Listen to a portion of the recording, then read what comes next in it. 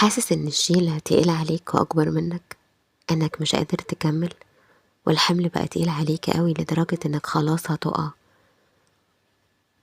طب اسمع الآية دي.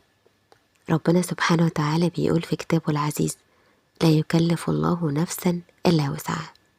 الآية دي بمثابة طبطبة على القلب، وهي ميزان دقيق جدا ربنا بيزن بيه حياتك كلها. خليني أقولك كمان على الحقيقة، واللي هي إن أنت لسه واقف، وده في حد ذاته دليل إنك قادر. عايزة أقولك إن ربنا مش بيختار لك الطريق على حسب ضعفك، هو بيختاره على حسب القوة اللي جواك، حتى لو أنت لسه ما شفتهاش.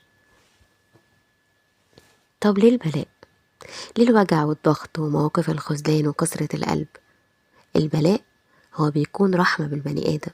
ربنا لما بيبتليك مش بيختبرك علشان يعذبك أو يعاقبك. البلاء بيرفعك درجة، أو بينظف قلبك، يا بيرجعك لربنا سبحانه وتعالى، أو بيكشف لك حقيقة ناس أو حتى نفسك، ويمكن كمان بيحضرك لحاجة أكبر. يعني البلاء دايما ليه معنى، حتى لو انت مش شايفه دلوقتي.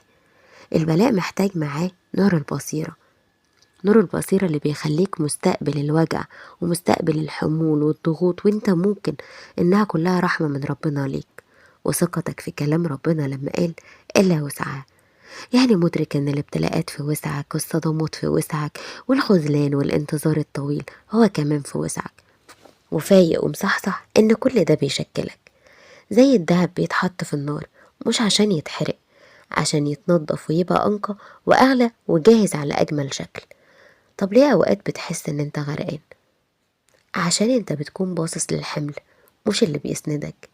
أنت شايف الضغط والتعب والوجع، بس مش شايف اللطف الخفي والقوة اللي بتكبر جواك، الحماية من حاجات كانت ممكن تكسرك أكتر.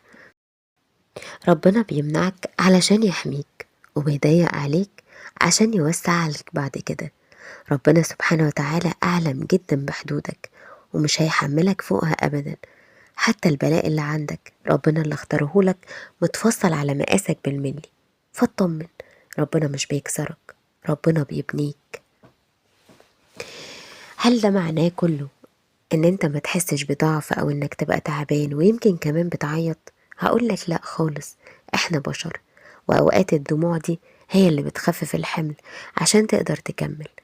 ارجع دايما للآية وافتكر ان ربنا قال: لا يكلف الله نفسا إلا وسعها. قول لنفسك ان انت قد اللي انت فيه، واللي جاي برضه في وسعك، وربنا شايفك اقوى مما انت شايف نفسك، وان ولا حاجة في حياتك جاتلك بالغلط، حتى الوجع كان ليه حكمة. وخليك دايما فاكر ان ده وعد من ربنا ليك، يعني انت قدها.